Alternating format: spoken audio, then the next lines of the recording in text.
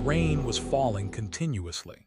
Cold gusts of wind were cutting across Daniel's face, and the dampness rising from his soaked clothes was weighing him down. Water had filled his shoes, yet his steps did not stop. He kept walking as if under the pull of some unknown force. Ahead, an old building stood silently, wrapped in fog. Riverview Medical Center. This was the part of the city where neither light reached nor the bustle of life. The streets were empty. A layer of silence clung to doors and walls, and the soft sound of rain felt as though the air itself was sitting on a hidden secret. Daniel brushed the water from his eyelashes and muttered under his breath, "A hospital in a place this deserted." Then he shrugged. "It's a job, it has to be done." At the gate, a worn-out canopy sagged overhead, beneath which a guard sat dozing. Daniel stepped closer and greeted him. The guard looked up with a start, as if something unexpected had jolted him awake. Then, with a strange, oddly familiar smile, he said, "Who are you here to see, sir?" "I'm a new hire. First night shift," Daniel replied.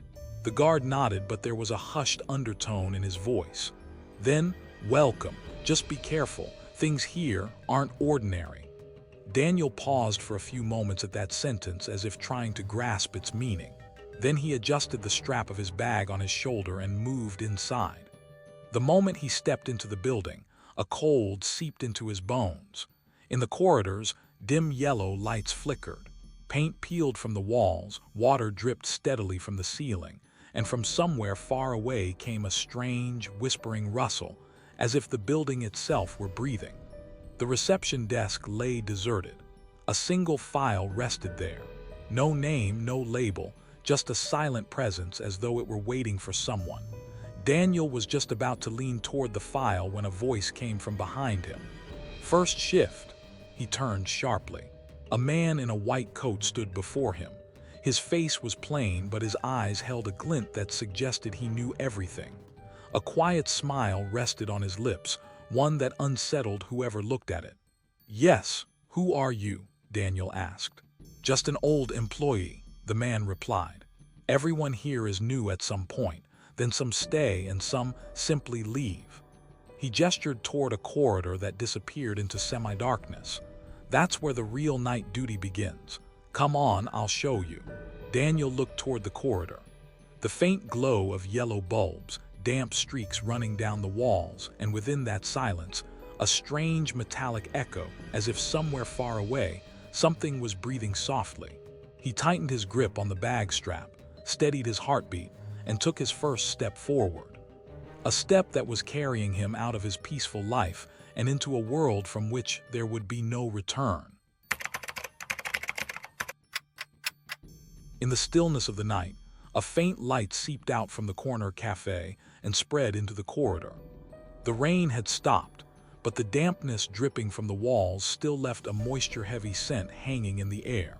Daniel leaned over the table, tangled in files, yet instead of focus, exhaustion and emptiness were clearly etched on his face.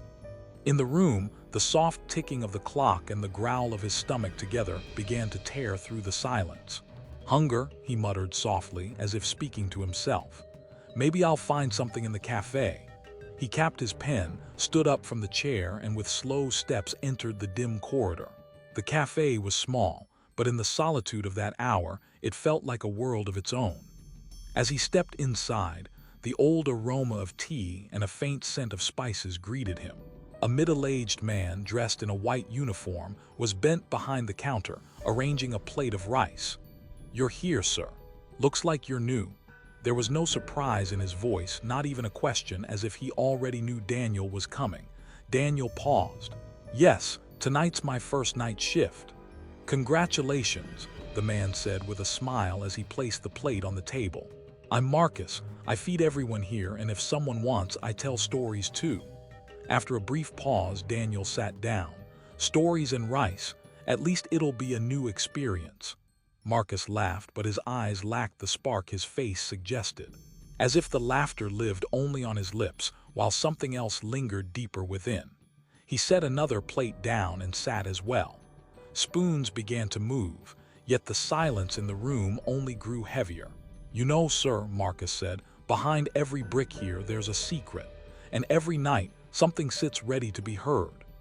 Daniel lifted his head with a faint smile, but his eyes stared into emptiness. People once thought I was an angel, Marcus continued. But I am a killer. The spoon froze. Daniel looked up. One decision changed everything.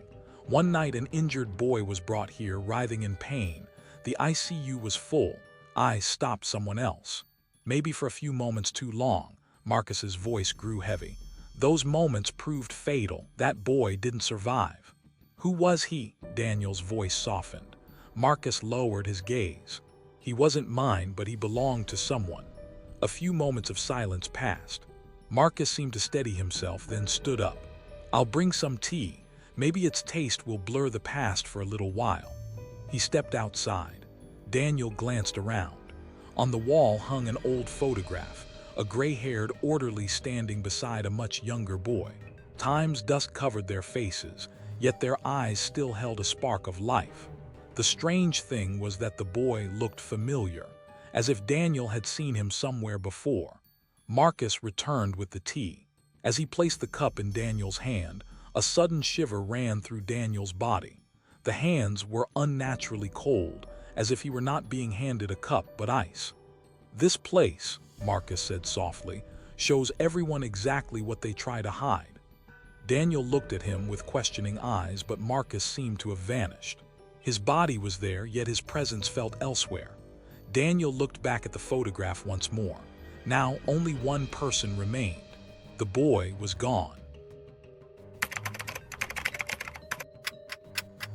The faint bitterness of tea still lingered on his tongue, but the real bitterness sat in his mind. Those words from outside, those tangled whispers, were crawling inside him like a snake. Daniel shook his head, trying to steady himself, as if he could shake off the silence sinking into some empty corner of his thoughts. Strange man. The words slipped from his lips softly, like someone murmuring in the middle of a dream. Walking back from the cafe, he moved through the hospital's long corridor. White walls, dull bluish lighting, and with every step, an echoing stillness that made even breathing feel like a crime. His steps slowed. Ahead was an old ward. Outside it sat a nurse. White uniform, a face lined with age, and prayer beads slowly turning in her hands. The sound of the beads, soft, continuous like the ticking of a clock. From inside the ward came a gentle bell sound. Ding. The nurse did not move, as if that sound belonged to a world beyond hers. Daniel watched her for a few moments. An unfamiliar sensation stirred inside him, as though a shadow was standing just behind time itself. He stepped closer and asked quietly, "The bell rang, won't you go inside?" The nurse did not look at him. Only a faint smile appeared on her lips. "You're new, aren't you?" she said softly. "Come sit, you want to know something." Every newcomer should. Daniel hesitated for a moment, then found himself sitting in the chair across from her. He didn't know why, but a strange restlessness churned inside him, nameless, uneasy, yet fragile. The nurse's gaze remained lowered, as if she were speaking to a crack in the floor. The beads kept moving, but a hint of weariness crept into her voice. "I never became a doctor," she said, "but I believed prayers carried more power." She kept talking, and Daniel felt as though the walls around them had begun to listen. The light seemed dimmer now, or perhaps something inside his eyes was fading. Once, there was a little girl, very young. Her parents sat there wrapped in hope. I gave less medicine, relied on supplications, sacred verses, prayers. I believed in nothing else. Daniel listened, holding his breath. The beads continued their rhythm, but a crack appeared in the nurse's voice, like a scratch across an old wall. "That child didn't survive. Everyone said it was God's will, but the truth was, it was my ignorance, my stubbornness." Her words hung in the air as if the room itself had wrapped them in a shell. Daniel asked quietly, "Then?" The nurse did not lift her eyes. She only said, "Let it go, leave it. I need to finish my beads." "You should go." She returned to counting silently. Time seemed to slip backward. Daniel felt something was wrong, unseen, unexplainable, yet undeniably present. His gaze fell on Evelyn's scarf. For a split second, a single moment, a small bloodstain appeared, then vanished. He flinched. Was it an illusion or a trick of the eyes? Do prayers get answered? The words left his lips on their own. Evelyn looked at him and smiled but said nothing. That smile felt like it belonged to another world, one where time does not flow, only stands still. Daniel's eyes drifted to a photograph placed in the corner of the ward. A young woman stood beside the same nurse, Evelyn, but younger, smiling, as if captured from years ago. Dust covered the frame, the colors had faded. Evelyn slowly raised her head. Her voice echoed, hollow and distant. This ward never closes, but there are some beds meant only for those who never return. A cold draft seemed to pass through the room. A chill ran down Daniel's spine. He felt as though shadows were merging along the walls, or perhaps breathing. He stood slowly, turned, and looked at Evelyn one last time.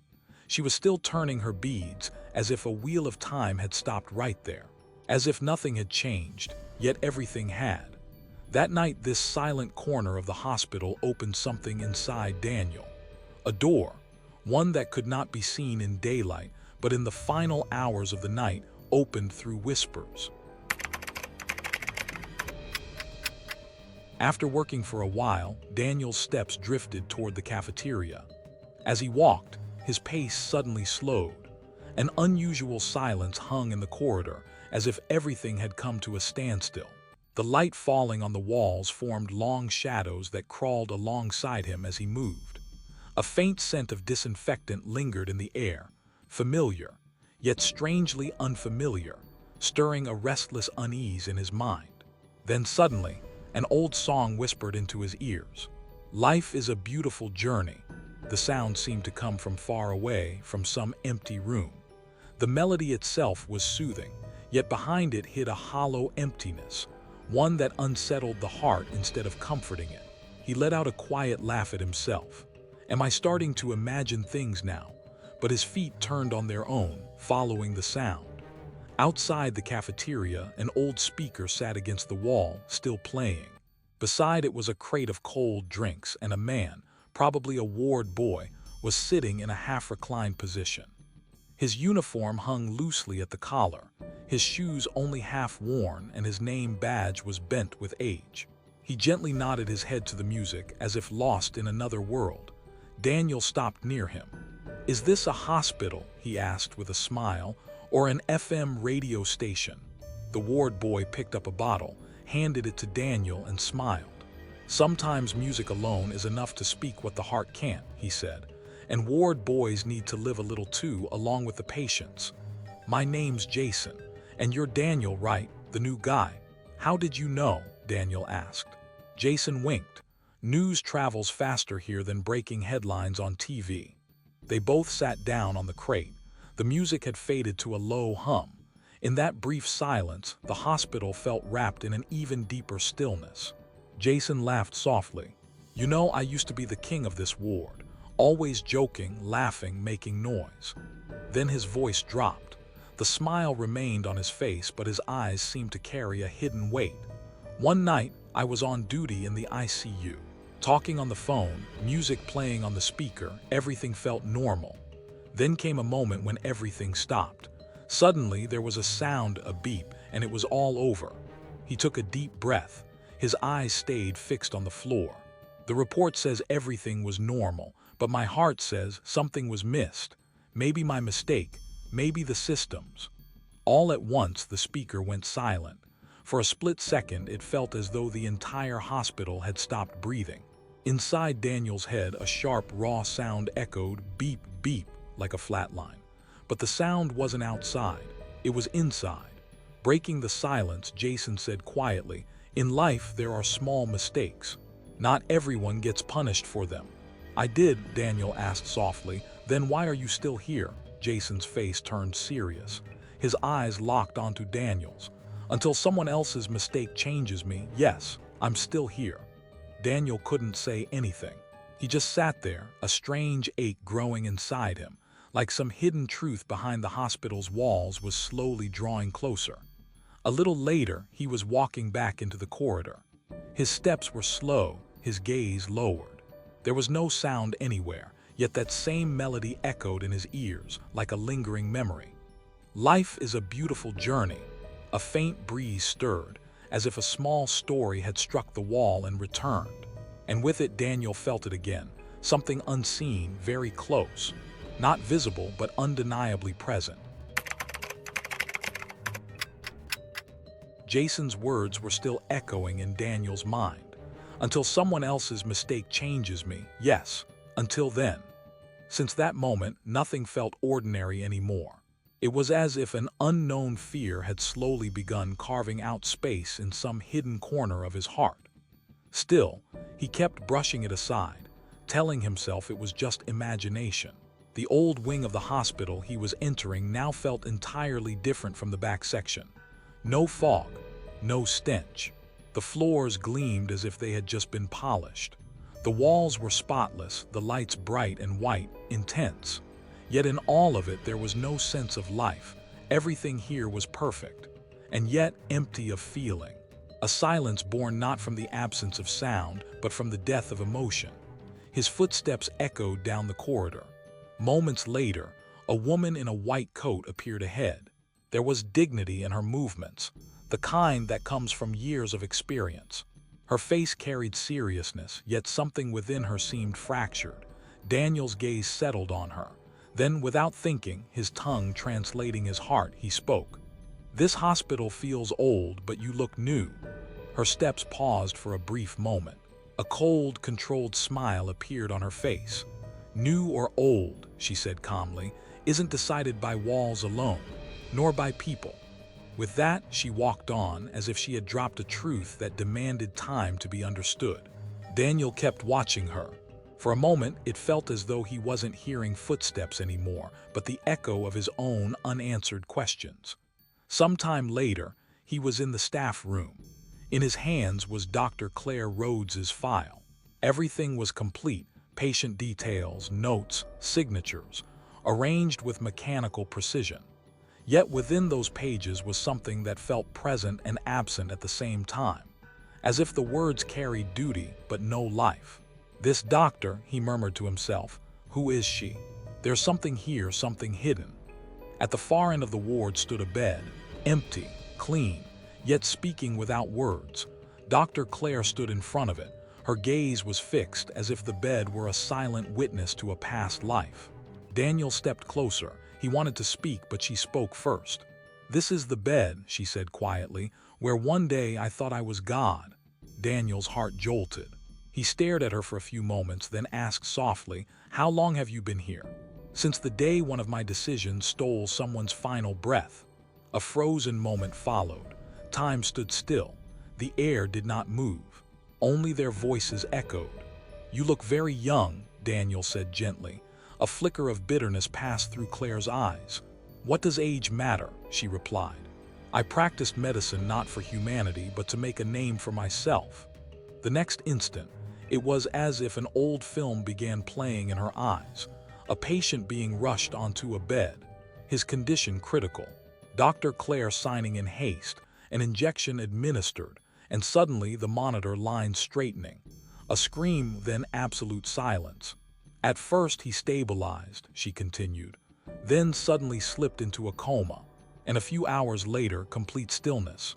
"Was the case reported?" Daniel asked. "No," she said flatly. "The hospital buried it. The sponsor company wiped all the data clean, but inside me, nothing was left." "Yet you're still working here?" Daniel asked. "Sometimes," she replied. "Certain decisions don't let a person live, they just let them appear alive." Daniel fell silent. Something stirred inside him, like an old body shifting beneath the ground. In the corner of the room lay a torn page from an old diary. Something was written on it, faded yet clear. "I was a doctor, not an angel." A cold touch brushed Daniel's heart. Sometime later, he was back in the corridor. Dr. Claire was heading toward the elevator. He watched her from behind. When he tried to catch her reflection in the glass, there was nothing. Nothing at all. No reflection, no shadow. Daniel looked toward the elevator in unease. Claire was gone. At that moment, an elderly nurse approached slowly, prayer beads in her hand, lips moving in silent remembrance. where did Dr. Claire go?" Daniel asked. The nurse's voice carried exhaustion, the dust of time, and the poison of truth. "Dr. Claire," she said quietly. "Son, she died 3 years ago. After a patient's death, after that, she never came back." Daniel's eyes drifted into another world. The corridor lights dimmed, and a cold silence settled into the air. Only one question remained, a question that had now been born in his heart. If she isn't alive, then who was I talking to? The elevator bell rang. Daniel's gaze lingered on the ceiling for a few moments. There was a strange tingling in his chest, not pure fear, not pure curiosity. It felt as if someone had been watching his very existence for some time now, yet he kept brushing it off, blaming his own imagination. The doors opened slowly. As if someone inside was asking permission to enter, he stepped out in silence. The corridor was dimly lit. The fluorescent tube light flickered faintly, like the final heartbeats of a sick heart. The air felt heavy.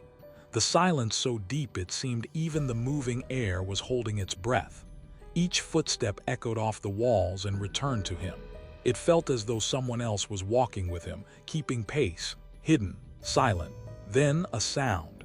Daniel stopped. His heart seemed to forget how to breathe for a moment. At the far end of the corridor to the right stood a security guard, facing the wall, motionless. Michael. The same white uniform, the same tall frame. But the silence on his face was not the kind Daniel had seen before. This silence was lifeless, as if there was no breathing body there at all, only a shadow wearing a form. Daniel hesitated, then stepped closer. "Brother, everything all right?" Michael turned his head slowly. The movement felt unnatural, like a body waking from memory after centuries. His eyes were sunken into emptiness, as if he wasn't looking at the wall, but at something only memory could see. His face was pale. A smile rose from somewhere deep inside him, like laughter echoing out of a dark cave without even a trace of joy. "I'll tell you everything someday," he said quietly, "when the time comes." There was no warmth in his voice, only cold. A cold that seeped into the bones and froze the breath. Daniel began to step back. Then a breath, very close, as if someone had breathed directly into his ear. He turned instantly. There was nothing there, but sweat rolled down his forehead. His hands began to tremble. His heart pounded wildly, as if knocking desperately at a door, begging to escape. He moved quickly toward the guard room. The door was half open.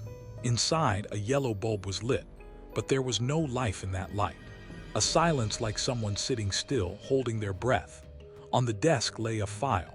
On it was written, patient name, Ethan, time of death, 1:30 a.m. Suddenly, Michael's voice came from behind him. "I only tried to stop it, but has anyone ever stopped death?" Daniel's heart slammed violently. He looked toward the screen. Old footage was playing. Ethan, a knife in his hand, Michael lunging forward to stop him, a shove. Noise. Blood, but Michael's figure was nowhere in the video. Only Ethan. Only the floor. Only blood, Michael nowhere. Daniel staggered backward. His breathing grew shallow. On the wall, a shadow was trembling, but there was nothing there. Daniel reached the nursing station. A nurse was recording medication entries. "Michael," Daniel asked softly, "how long has he been on duty here?" The nurse's hands froze. A layer of terror spread across her face. "Michael," she stepped back slowly. He died 3 years ago. That same night at exactly 1:30 a.m. Darkness flooded Daniel's vision. His mind went numb. From behind came that same rustling sound again, as if some entity was calling out to a regret, to a mistake bound not to time, but to conscience. The wall was still speaking, softly, vaguely, in a language only those can understand who committed the crime of living before they died. For several hours, the fear, the strange conversations, those words, all of it sat quietly in some corner of Daniel's mind. Yet he found an excuse to keep himself busy. Humans are experts at pretending to be normal, especially when they want to look away from the truth. He knew something wasn't right, but perhaps this was the moment to pull himself together. A faint blue light filled the room, spilling from the computer screen and casting small, broken shadows across Daniel's face. He lay half-reclined in his chair. His eyelids grew heavy, and his mind began drifting toward a drowsy abyss, one where light was not permitted. For some time now, strange things had been happening. Sometimes the door would move on its own. Sometimes the light would flicker slightly. Sometimes a shadow appeared in the corridor, only to vanish the next moment. Daniel dismissed everything as exhaustion, lack of sleep, imagination. He had ignored it all. Then a sound startled him. A scraping noise like something being dragged across the floor. He turned his head and scanned the room. Everything was the same. The curtains hadn't moved. The door was closed. There was no noticeable draft, but the sound remained, clear, continuous. He opened the door. The corridor lay submerged in semi-darkness, lit only by a single flickering tube light. Ahead, a heavy-set woman was bent over, sweeping the floor with a broom. Daniel's steps slowed. The woman lifted her head and her eyes met his directly. There was a strange smile on her face, one not meant for ordinary people. A smile that felt as though it had been practiced for years, maybe decades. "New here?" she asked. Her voice had a sharp edge to it, like fingernails scraping against chalk. "Welcome to the madhouse." Daniel barely managed to nod. It was as if someone had locked his tongue. "This place," she continued, sweeping slowly, "it doesn't let things go. No matter how much you clean, something always remains, as if the walls themselves hold memories." Her voice flowed down the corridor along with the broom, as though the walls were listening. "There was a nurse here once, dark-skinned, long hair, always quiet. People said the air around her felt different, as if she wasn't alive, but not fully dead either." Daniel listened in silence. His heartbeat had quickened, but he scolded himself internally. Just a story, just imagination. One day they found her body, in the ICU, door locked from the inside, no noise, no scream, and she just her. The woman's name, he later learned, was Margaret. She was a cleaner. But the way she spoke, it felt as though her words came from another world. "You know," Margaret said quietly, "I told everyone she was a witch. People were afraid of her, but then they forgot, as if she never existed." For a brief moment, Margaret's eyes went empty. Then she lowered her head and scrubbed harder with the broom. But she didn't leave, she just went silent. Sometimes she calls out, at night, from the ICU. A cold wave ran through Daniel's chest. He himself had heard strange sounds near the ICU more than once, but he had always dismissed them as illusion. Now he remembered something Margaret had said earlier. "That room, it's never completely clean." Not knowing why, Daniel opened the locked ICU room. The door creaked open. The air inside was instantly colder, thick with silence. Behind a cabinet lay a worn, old diary, as if someone had hidden it, or perhaps left it deliberately, waiting for a specific person to find it. The ink on the pages had faded, but the words were clear. "I help patients who have something to say before they die. I am not evil. I am just alone." The words felt as though they were breathing. Suddenly, Margaret's voice came from outside the door. "Some people aren't witches. They're just never listened to." A shiver ran down Daniel's spine. He closed the diary, yet it felt as though the room itself was still speaking. Perhaps the walls still whisper those stories time forgot, but someone once lived. And Daniel, he had stopped convincing himself that it was all imagination, because he knew now some stories don't need to be searched for. They come to you on their own. It was the third watch of the night. The same blue light, the same silence bouncing off the walls and returning to itself. Daniel sat in his chair. His eyes were closed, but his mind remained awake. An unfamiliar unease had been crawling inside him for hours now, as if something hidden in the corners of the room was breathing. He had tried many times to reason with himself, telling himself it was illusion, lack of sleep, loneliness, or perhaps the suffocating weight of the hospital. But as time passed, the illusion began to feel more and more like reality. Holding a cup of tea, He walked toward the back wing of the hospital, the place few ever visited. Time had left thick layers on its walls. The light was dim and the sweep marks on the floor looked like lines drawn by an unfinished story. That was when he saw him. Near the window, a figure sat in a wheelchair, completely still, like a statue. Emptiness filled his eyes, and shadows of exhaustion lay across his face. Daniel's steps carried him closer on their own. "Are you here every night?" Daniel asked quietly. The man in the wheelchair let out a soft laugh. There was no sharpness in it, only weariness and something deeply sorrowful.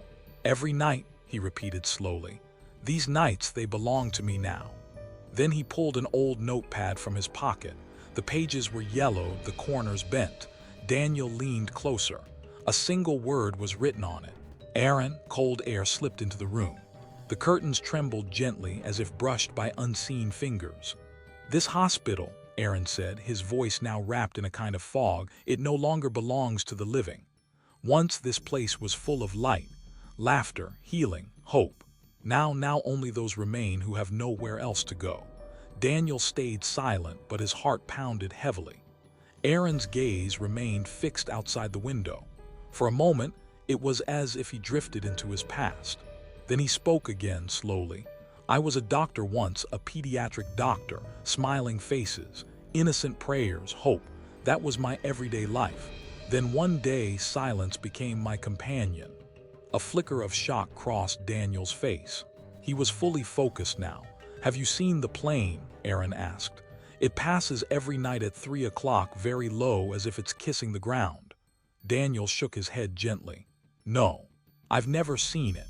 Aaron's voice came as if from another world, because only those can see it who have already died somewhere inside themselves. At that very moment, a sudden stillness crashed over the room.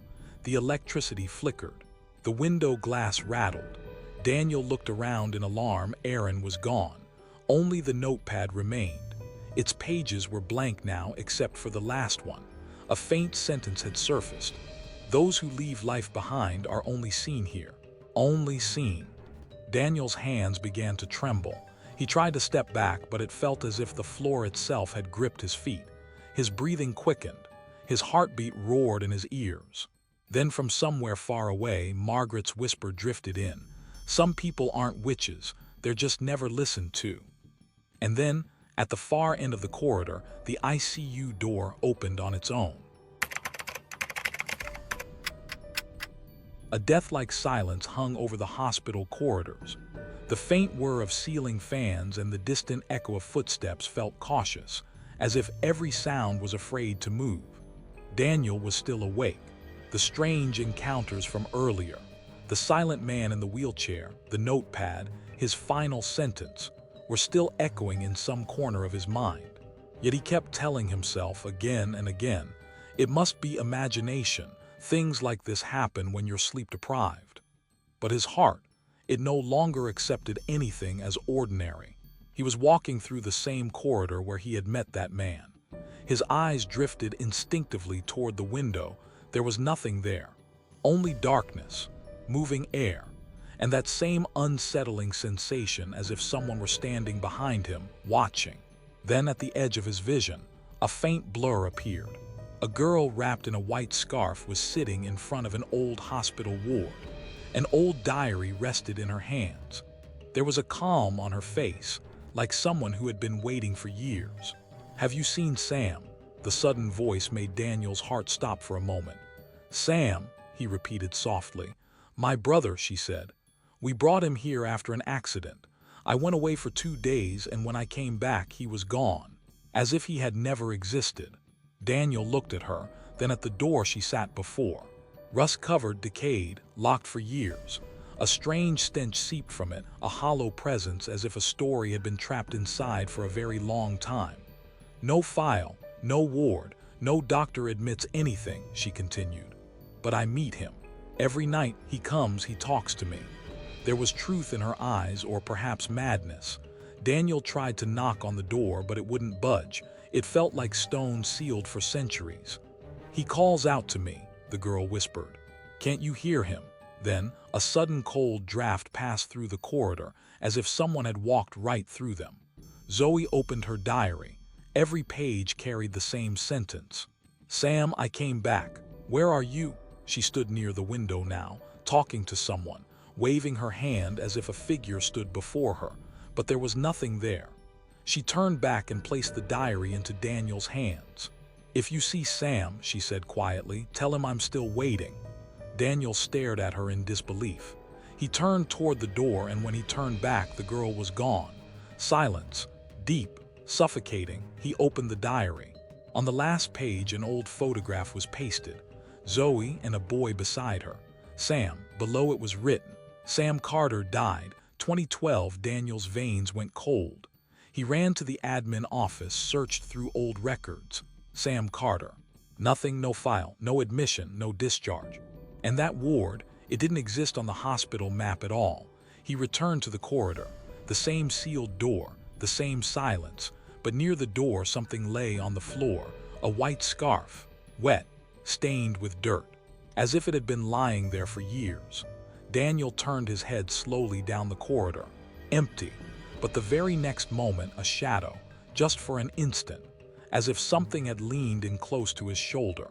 And for the first time, his heart wanted to scream. This wasn't imagination. Someone was here, someone who could be seen but was not alive. Daniel was back in the same corridor again. The same long, silent hallway, where the air itself felt heavy, pressing against the chest. Zoe's words were still pounding in his mind like a hammer, but he kept convincing himself that she was just a tired girl, maybe unstable, or maybe he himself was losing his sanity. Yet his heartbeat kept accelerating. It was as if his body sensed danger, while his mind stubbornly tried to reason that all of this was nothing more than illusion. When he reached the old section of the hospital, the light seemed to grow dimmer, or perhaps a fog had settled over his eyes. There was a door, one he had never noticed before, or maybe he had seen it and simply chosen to ignore it. He reached out. The door creaked open on its own. Inside was darkness, and a single dim bulb swaying gently, casting light onto the face of an old man. He was sitting there as if he had been waiting for this very moment for centuries. Daniel's body stiffened. The old man smiled slowly as though Daniel's fear brought him comfort. "You finally made it, Daniel." Daniel's tongue froze. The words stuck in his throat. "This place is not a hospital," the old man said. "It is a final destination." There was an echo in his voice, not one that struck the walls, but one that collided directly with the soul. "Those who come here," he continued, "are the ones who remained unfinished in life. Those who left things waiting behind, or those who were never forgiven." Before Daniel's eyes, faces began to appear one by one. Ruhai, Zoe, the child who had screamed, "Can you hear me?" They were not merely patients. They were doors within him, doors he had kept shut. Behind him, the doors began to close on their own, one after another, with sharp click sounds. Daniel tried to turn and run, but his body felt glued to the ground. "You are now part of this secret as well. What you saw was only a dream. This light, this night, all of it was your denial. You could only see what you were willing to believe. Now, if you wish, you may leave, but every door will lead you back to yourself." The old man slowly stood up. There was calm on his face, but a calm that kept fear alive. The air filled with the stench of stale clothes and damp soil. The bulb began to flicker, then glow brighter, and suddenly it went out. Complete darkness. A scream echoed through the corridor and kept echoing for a long time. Then complete silence. Only in that corridor, behind the closed doors, someone was breathing. Daniel's heart had been restless for the past few hours. It felt as though something had been left unseen, something misunderstood, something refused. He kept dismissing his confusion as exhaustion, his fear as illusion. But it was 5:30 a.m., and he was standing in yet another deserted hospital corridor. Time felt frozen there. Even when the air moved, it whispered through cracks in the walls, as if the walls themselves were trying to say something. Drops were falling from the ceiling.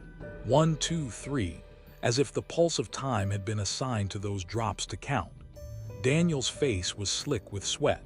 He had gone from one door to another, from one passage to the next, countless times, yet every corridor brought him back to the same place he had started from. As if the hospital were alive, breathing, thinking, deceiving, he opened a door, inside complete darkness, as though even the darkness was holding its breath. He stepped forward, and there it was again, the same corridor. "How is this possible? I'm back here again." His voice trembled. He turned around, the door was gone, or perhaps it had sealed itself shut. No handle, no crack, just a wall. Everything around him had changed. The corridor floor began to throb like a heartbeat. Thump, thump, thump. Shadows formed along the walls, slowly taking on human shapes. He ran toward the storeroom, where there was a window that might offer a chance at escape. He shoved the door open. Rusted shelves, broken wheelchairs, old medical equipment like silent graves, and ahead, the window. He dragged a chair beneath it and climbed. He reached toward the glass, and the instant his fingers touched it, the glass turned black. Suddenly, as if someone had splashed ink across it. The outside light, the outside hope, everything vanished. A laugh rose behind him, slowly, echoing, spreading. Faces emerged in the darkness. Pale eyes, faded features. But the laughter sharp enough to pierce the soul. "No, this is a dream, just a dream." His breathing became erratic. The storeroom ceiling began to blur, and the floor started to crack open, as if the darkness below was waiting for him. The stairs screamed beneath his feet. Below, a door. He ran toward the back passage. There were stairs there, old and dust-covered. Every step carried a final hope. He twisted the handle. Locked. A voice came from behind him. "There's no use." He turned. 4 patients stood there, the same ones whose files he had read, the same ones whose screams he had heard. A woman spoke. Her eyes held nothing, only emptiness. "We were once like you, prisoners of our decisions. Now we are the heirs of this place, and you have become one of us too." Daniel's mind went numb. His body trembled. His breath felt trapped in his throat. He didn't run. He didn't move. He sank to the floor and leaned against the wall. His eyes closed, or perhaps they remained open, but the world stopped appearing. For the first time, he stopped. What is this place? Where am I? Is there anyone?" He cried, sobbed. Wanted to scream, but his voice felt imprisoned somewhere else. Ringing filled his ears. Fog clouded his vision. His heart beat in torn, uneven bursts. Then a door opened. No light entered. Only a person stepped through. The same white-bearded patient, silent, calm. Yet his eyes held a truth deeper than death. "There is only one way." Daniel lifted his head. The man had now bent down in front of him. "If you want to survive, then accept it. The truth inside you, your sins, your arrogance. We did not accept it. That is why we were imprisoned here. You accept it and maybe you will be saved." Tears streamed down Daniel's face. He pressed his forehead to the ground with his entire soul. Oh God, I was arrogant. I never understood others' pain. I saw only myself. I thought I was God. My Lord, you alone forgive. You alone grant release."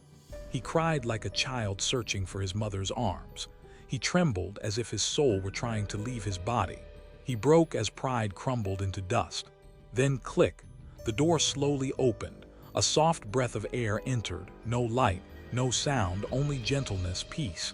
Daniel lifted himself, staggered, took 2 steps, then fell. This time, falling to the ground was not defeat, it was release. Darkness spread, and the air, as if for the first time, began to breathe without fear. There was a chill in the air. Somewhere a sound could be heard. A tired, shallow breath moved slowly over grass damp with dew. Birds called from far away, distant, scattered. Daniel opened his eyes. Dim light. A faint blue tint in the sky. Silence spread all around him. Nothing felt familiar. He jolted upright, his heart racing, as if he had just awakened from a long dream, or as if a dream had slipped out of him and left. A dull ringing echoed in his ears as though some sound was still chasing him. His breathing was uneven, his hands trembling, and inside his chest there was a nameless emptiness. There were no walls, no narrow corridors, no shadows, no screams, no door beating like a heart, only an open field, old trees, and ahead a deserted road. Everything was so simple and so unbelievable that his eyes doubted it again and again. He stood up, unsteady on his feet. A voice came from behind him. "Hey, brother, are you all right?" Daniel turned sharply. A stranger stood there, a rural man, dust on his clothes, surprise written across his face.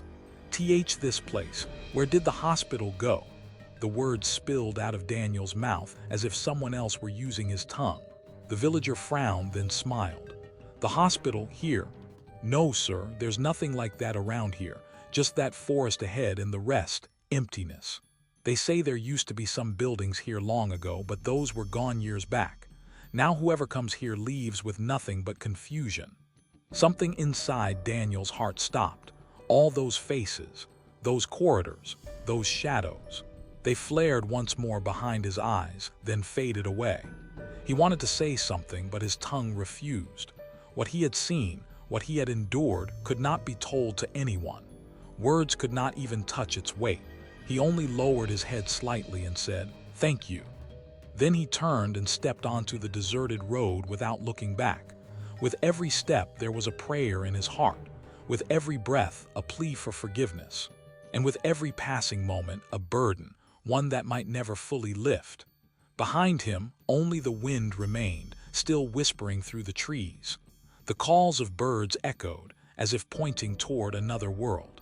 And somewhere far away, there was a place that still stood in silence.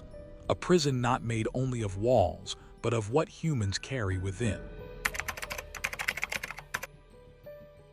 There was a faint haze in the room. Through an old window, a few soft rays of sunlight filtered inside, yet they failed to fully illuminate the space. The room felt as though it were trapped somewhere within time itself. Faded stains marked the walls, dust had gathered in one corner, and at the center stood a simple wooden table. A diary lay on the table, old, its cover torn, bearing the imprint of years gone by. Beside it rested an ink pen, as if it had been waiting for a long time. Daniel sat facing the table. His face was quiet, but his eyes held a story, many stories. He picked up the pen, opened the diary. The first page was very old, perhaps from the very night he had returned. Every page carried names, voices, pain, forgiveness, moments that were never spoken, only written. His hand began to move on its own. "I thought I was only a traveler, but what those walls showed me, no book, no person could ever show." The pages kept turning. Zoe, Daniel, doctor. Sam, the man, the storeroom. With every name came a scream, a prayer, or a forgiveness that was never given. I was not merely their companion, I was their witness. And testimony is not always of truth alone sometimes, it is of silence. He closed the diary gently, as if folding away a dream. On the cover, a title emerged, "The Curse Breaker for Those Who Could Not Ask for Forgiveness, Even When They Wanted to." He stood up, slowly, each step feeling as though a burden was lifting. He placed the diary on the bookshelf, right in the center where the light fell most clearly. Sunlight from the window now spread across the entire room. Daniel paused for a moment, looked outside.